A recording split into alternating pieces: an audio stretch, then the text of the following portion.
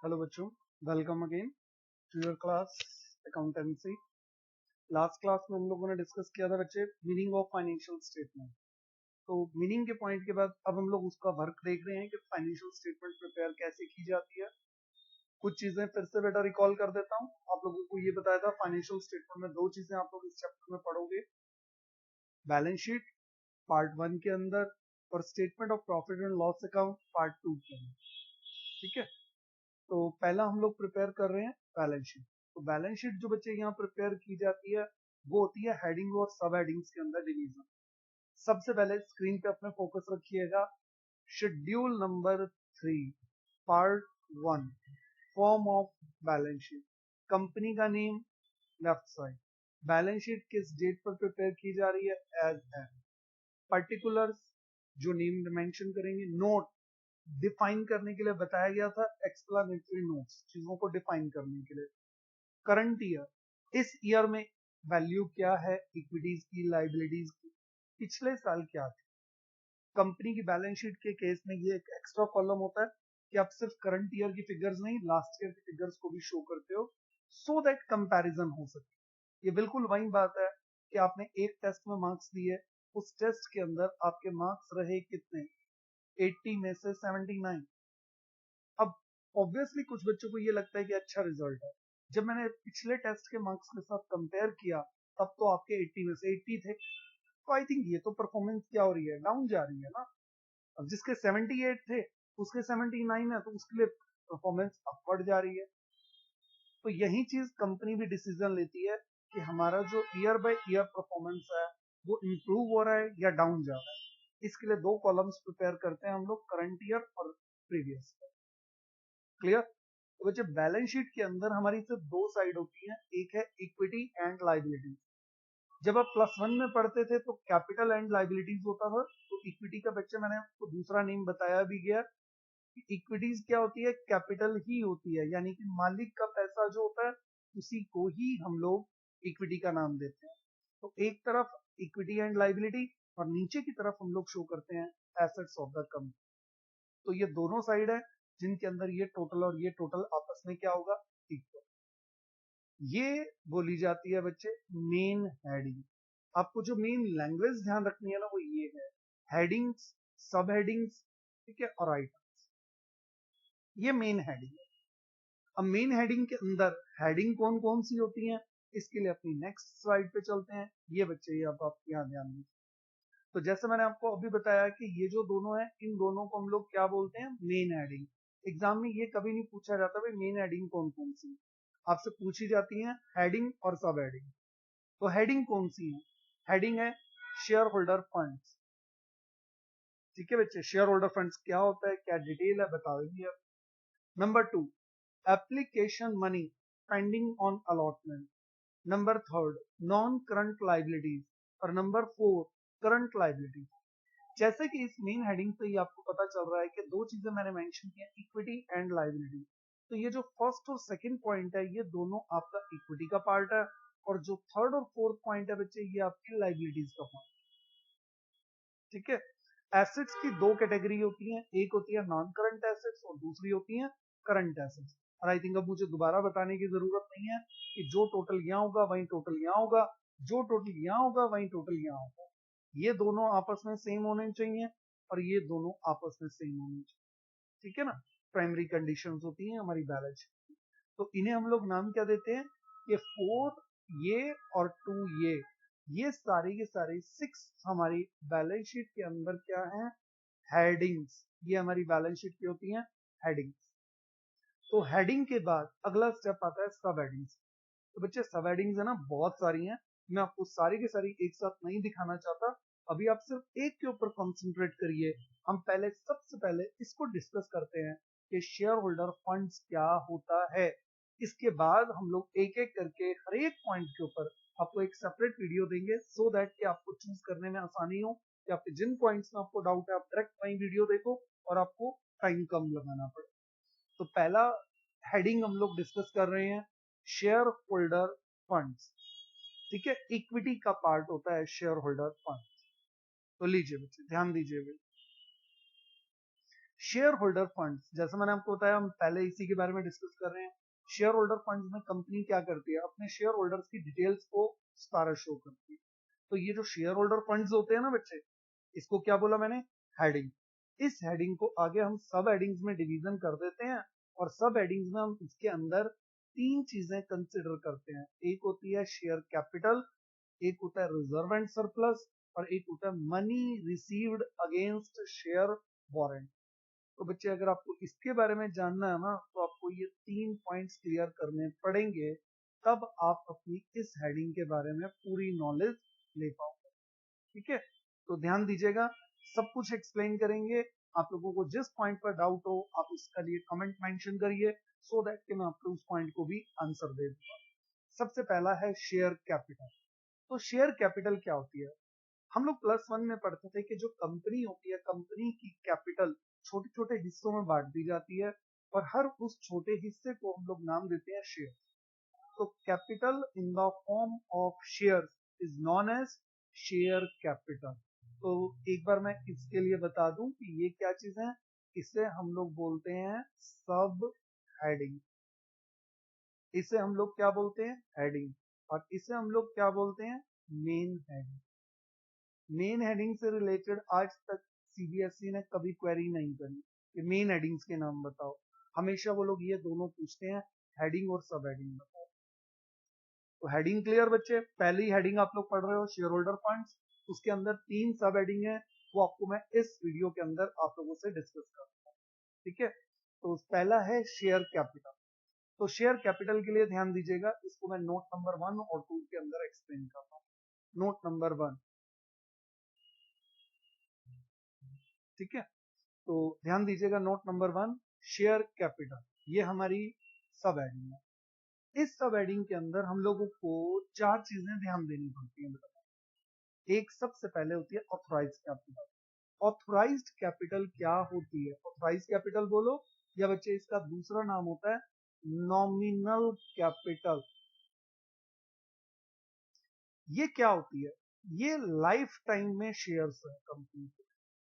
जब एक कंपनी बनाई जाती है तो पूरी लाइफ में कंपनी, पूरी लाइफ, जब तक कंपनी अपना बिजनेस कर रही है, कंपनी इतने शेयर से ज्यादा पब्लिक को नहीं बेच सकती। ये वैल्यू फिक्स नहीं है बेटा, ये सिर्फ एक एग्जांपल के तौर पे मेंशन किया है कि जब हम कंपनी बनाते हैं तो हमें शुरू से कंपनी रजिस्ट्रार को ये बताना पड़ता है कि हम पब्लिक से कितना पैसा इकट्ठा करेंगे, क्योंकि जितना पैसा इकट्ठा करेंगे उसी के अकॉर्डिंग ही हमें फीस भी पे करनी पड़ती है। तो मान लीजिए 22,500 शेयर्स हैं, एक शेयर की वैल्यू है 100 रुपए। तो जो पर्सन एक शेयर खरीदेगा वो कंपनी के एक हिस्से का मालिक बन जाएगा, और टोटल कंपनी कितने हिस्सों में बांटी जा रही है, 22,500। तो ये कंपनी जब रजिस्टर्ड करवाई गई थी, तो मैं एक एग्जांपल के तौर पे लेके चल रहा हूँ कि 22,500 उसके शेयर्स हैं, एक शेयर की वैल्यू है 100 रुपए, मल्टीप्लाई करूं तो ये पर कंपनी पूरी लाइफ में इतना ही पैसा पब्लिक से कलेक्ट करेगी। क्लियर बच्चे, मैं अकाउंट्स की क्लास में हूं तो मैं आप लोगों को सिर्फ यही बोलूंगा कि इतना ही पैसा इकट्ठा करेगी। अगर मैं कंपनी लॉ की क्लास में होता तो मैं आपको ये भी बताता कि इस कैपिटल को इन फ्यूचर बढ़ाया भी जा सकता है, और उसके रूल्स क्या होते हैं, उसका प्रोसेस क्या होता है। तो अभी अकाउंट्स की क्लास में बेटा मैं नहीं चाहता कि आप लोगों को कंफ्यूज हो, तो आप डायरेक्ट अपनी इसी बात पे कंटिन्यू कर सकते हैं। लाइफ टाइम कैपिटल जो एक कंपनी अपनी पूरी लाइफ में पब्लिक से इकट्ठा करे। दूसरा पॉइंट इसके अंदर आता है इशूड कैपिटल। इशूड कैपिटल का मतलब कंपनी को परमिशन मिली थी कि 22,500 शेयर्स के लिए पैसा ले लो। कंपनी कहती है नहीं यार, अभी तो हमें इतनी नीड नहीं है। कंपनी कहती है अभी मेरे को नीड है 18,750 शेयर्स पर ही 100 रुपीज मंगवा लेंगे। तो जो ये अमाउंट जिसके लिए हम पब्लिक को पैसा देने के लिए बुला रहे हैं, जिसके लिए पब्लिक से वैल्यू डिमांड की जा रही है, वो कितने शेयर्स हैं, 18,750, और एक शेयर कितने का है, 100 रुपए का। तो इसे हम लोग क्या कहते हैं, इशूड कैपिटल। पब्लिक को जितने शेयर्स हमने इशू किए, issued to public, is called issued capital. Next, अब आती है मेन इंपॉर्टेंट चीज, सब्सक्राइब कैपिटल का मतलब कंपनी इतने शेयर बेचना चाहती थी, लेकिन खरीदने वाले तो इतने नहीं आए। वो कम भी आ सकते हैं, ज्यादा भी आ सकते हैं। जब खरीदने वाले कम आ जाएं, उसे बोलते हैं अंडर सब्सक्राइब। खरीदने वाले ज्यादा आ जाएं, उसे हम बोलते हैं ओवर सब्सक्राइब। अब ये अंडर क्या है, ओवर क्या है, इसकी डिटेल आप बच्चे शेयर्स के चैप्टर में ज्यादा पढ़िएगा। यहां पर मैं अभी मान के चल रहा हूं कि आपको जितने शेयर पब्लिक को बेचने थे, वो सारे के सारे शेयर्स पब्लिक ने खरीद लिए, 18,750। तो आपने हर शेयर के ऊपर उनसे कितना पैसा लेना था, 100 रुपए। तो जब हमने 100 रुपीज की डिमांड करी, तो मैंने ये देखा कि जितने शेयर्स पब्लिक ने एक्सेप्ट किए, सब्सक्राइब कैपिटल का मतलब होता है वो शेयर्स जो एक्सेप्टेड बाय द पब्लिक है। अगर बेटा ये लैंग्वेज क्लियर नहीं है, तो एक एग्जांपल के तौर पे आप लोग और डिस्कस कर सकते हो। एक छोटा एग्जांपल हमारे स्कूल का ही ले सकते हैं कि हमारे स्कूल को परमिशन मिली। परमिशन किस बात की, कि भाई आप 60 स्टूडेंट्स नर्सिंग के लिए एडमिशन दे सकते हैं। ठीक है, तो स्कूल को परमिशन मिली है कि आप 60 स्टूडेंट्स को एडमिशन दे सकते हो। तो जब तक चेंज नहीं होती तो भाई स्कूल 60 ही एडमिशन दे सकता है। लेकिन स्कूल ने ये देखा भाई हमारे पास इंफ्रास्ट्रक्चर जो है ना 60 बच्चों के लिए अभी सेटअप पूरी तरह से रेडी नहीं है, तो हम लोग क्या चाहते हैं भाई 40 स्टूडेंट्स ही आ जाएं। तो इट मींस ये हमने सीट्स क्या करी, इशू कर दी पब्लिक को। भाई जो लेना चाहता है एडमिशन ले लो, सिर्फ 40 सीटें ही हैं। That is called issue. जैसे ही इंफ्रास्ट्रक्चर रेडी हो जाएगा, स्कूल को परमिशन तो है ही 60 स्टूडेंट्स तक की, स्कूल क्या करेगा, 20 एडमिशन और कर देगा। ठीक है, लेकिन जब स्कूल ने ये देखा कि जब हमने 40 सीट्स के लिए पब्लिक से डिमांड करी, तो पब्लिक ने 40 की जगह हो सकता है कि पब्लिक के पास 38 सीट्स के लिए एप्लीकेशन आए, और ये भी हो सकता है कि सीट्स लेने वाले कितने आ जाएं, 44। और 44 आ जाएंगे तो हम बेस्ट बच्चों को सिलेक्ट करेंगे, 4 बच्चों को रिजेक्ट कर देंगे। और अगर 38 के लिए ही आए, तो उस केस में हम 38 को ही एडमिशन दे डालेंगे ना। तो इसे हम बोलते हैं अंडर सब्सक्राइब होना, और इसे हम बोलते हैं ओवर सब्सक्राइब होना। आई थिंक ये चीज क्लियर बच्चे। लेकिन मैं अभी अपने एग्जांपल में ये मान के चल रहा हूं कि हमने 40 सीट्स के लिए पब्लिक से एप्लीकेशन मांगी थी, और 40 ही बच्चे आ गए। अब 40 बच्चों को हमने ये बोला कि तुमने क्या करना है भाई, अपने पूरे साल की 100 रुपीज पूरी फीस पे करनी है। तो उनमें से कुछ बच्चों ने क्या किया, उन्होंने तो पूरे 100 रुपीज पे कर दिए। लेकिन 2 बच्चे ऐसे थे जिनसे हमने मांगे कितने, 100। वो कह रहे हैं भाई अभी हम अपने उन 2 बच्चे ये कह रहे हैं कि अभी हम 30 रुपीज पे नहीं कर सकते, अभी हम 70 पे कर रहे हैं। तो उस केस में ये जो अमाउंट जो इन्होंने पूरा पे कर दिया जिन बच्चों ने, उससे तो हम लोग नाम क्या देते हैं, subscribed and fully paid up. और जो बच्चे पूरे पैसे नहीं पे कर पा रहे, उनको हम लोग नाम क्या देते हैं, सब्सक्राइब। उन्होंने एक्सेप्ट कर लिया कि वो हमारी क्लास क्या, स्कूल का पार्ट बनना चाहते हैं, लेकिन वो लोग पूरी पेमेंट अभी नहीं कर सकते, तो उनको हम लोग नाम क्या देते हैं, कुछ पेमेंट तो उन्होंने कर ही दी है ना, तो हम उनको बोलते हैं सब्सक्राइब्ड बट नॉट फुल्ली। तो एग्जाम्पल में मैंने वही फिगर्स लिए हैं बच्चे, 18,750 शेयर्स थे जो हमने पब्लिक को बेचे, उसमें से 15,750 ने अपने पूरे पैसे पे कर दिए। लेकिन 3,500 जो बाकी बचे हुए शेयर्स थे, उनसे हमने मांगे कितने थे, 100 रुपए, यानी कि 3,50,000। लेकिन उन्होंने हमें पे कितने किए, उन्होंने हमें पे किए हैं 3,500 शेयर्स पर 70 रुपीज पे किए। तो 3,500 शेयर्स पर 30 रुपीज उन्होंने हमें पेमेंट नहीं करी। तो अगर आप इसको मल्टीप्लाई करोगे तो ये आता है 1,05,000। जो पेमेंट मंगवाने के बाद पे नहीं किया गया, उसे हम नाम देते हैं कॉल इन एरिया। और जो बाकी का अमाउंट बच गया, ये क्या चीज है, ये वो है subscribed and not fully paid up. तो ये subscribed and fully paid up है, और ये subscribed and not fully paid up है। क्लियर, जो पैसा मांगा गया उसमें से जितना पे कर दिया गया वो है पूरा, जितना मांगे पूरा पे कर दो तो वो बन जाएगा फुल्ली पेड अप। जितना मांगे आप नहीं पे कर पा रहे, तो जो मांगा गया उसमें से एरियर को माइनस कर दो, जो बाकी बचेगा वो subscribed and not fully paid up. ठीक है, अब आप स्क्रीन पे देख रहे होगे कि कुछ पार्ट ब्लिंक कर रहा है। बेटा ये जो पार्ट ब्लिंक कर रहा है ना, हम अपनी बैलेंस शीट के एक्सप्लेनेटरी नोट्स में तो ये सारा बनाते हैं, लेकिन जब उसका टोटल करते हैं तो सिर्फ इन दो फिगर्स का टोटल करते हैं। आप स्क्रीन पे ध्यान से देखना बच्चे, यहाँ पर मैंने ये देखो बेटा, स्क्रीन पर ध्यान से देखो, यहाँ पर दो लाइन लगी हुई हैं, ये देखो डबल लाइन है यहाँ पर, ये देखो ये डबल लाइन है बच्चे, यहाँ डबल लाइन। डबल लाइन का मतलब है कि इसको नीचे टोटल नहीं करना, तो टोटल सिर्फ सब्सक्राइब्ड वाले का होता है। तो इस दोनों का टोटल करूं तो ये बन रहा है 17,70,000 रुपए। होप सो बच्चे आपको एग्जांपल क्लियर हुआ होगा, ठीक है।